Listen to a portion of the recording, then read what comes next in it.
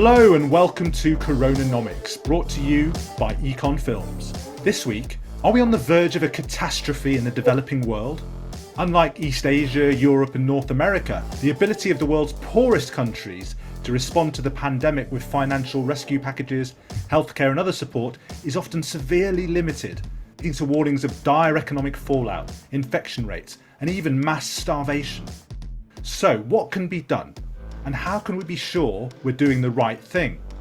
Joining us are Achim Steiner, the administrator of UNDP and the man spearheading the United Nations response to the pandemic in developing countries, and Esther Duflo, who won the Nobel Prize for Economics last year for her work on poverty.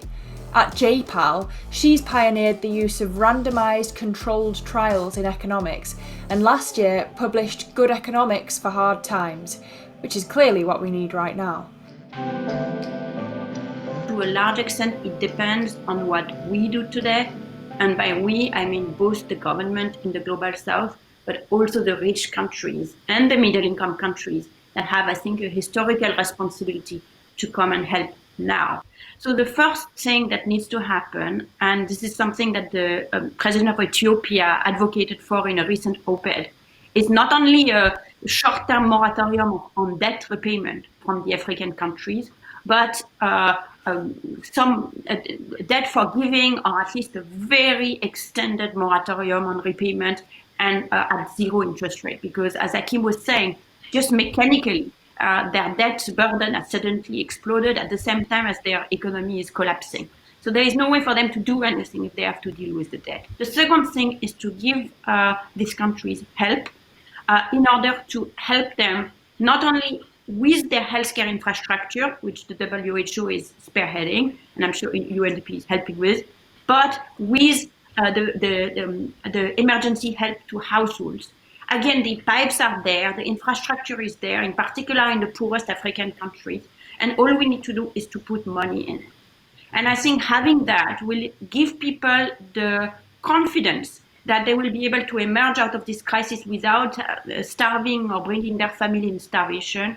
This is what I would advise for the poor countries, but I would also advise for the richer countries to come behind this effort and help.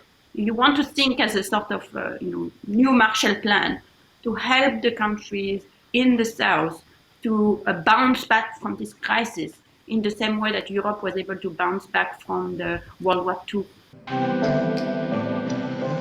And I want to mention a federal state in India, Kerala, where the evidence right now suggests that you also have a kind of institutional human and social capital that you build up. Kerala is known for having invested in its social services, in its health infrastructure, and because of past crises and a lot of volunteerism, was able to mobilize both the community, put in place social supportive mitigation measures, testing, tracking, and therefore has a much better track record right now of managing this than some other federal states. Take the country of Togo, a small West African country with a per capita GDP at PPP of only $1,800 a year. And they, with their limited means, I think are doing a lot of things that you would think are the right thing to do. And the first thing is that they are trying to remove the blindfold by testing people. Togo has about 8 million people. They are trying to deploy tests in the population, not only for sick people, but on a random basis, to be able to identify where big clusters might be located. Once you have that, then that allows you to restart the economy and to keep kind of a finger on the pulse of the infection and to be able to dial back if you need to. The second thing that they are doing, and that I think is a very important and reasonable thing to do, is to support people economically. A lot of people have an electronic wallet on their cell phones.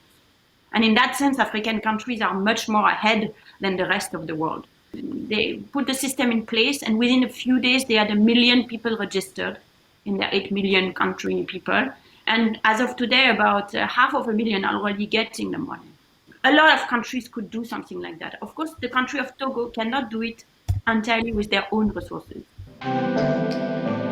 As the world is, in many countries, looking inwards, the United Nations is your extended arm of help and support, because whether it's our colleagues in the World Food Programme who are feeding over 100 million people as we talk today to help them stay alive, UNICEF, UNDP, UNHCR with the refugee camps that need to be supported and protected also. We are the world's extended hand to each other. It is not only an expression of solidarity, it is enlightened self-interest. It is what brings us together. I hope that in the next 2 to 3 months, and it is understandable, everybody had to look first of all at their own community, their own nation. We need to work as an international community because only then do we have the capacity and the means to actually help countries be part of a global response to this pandemic.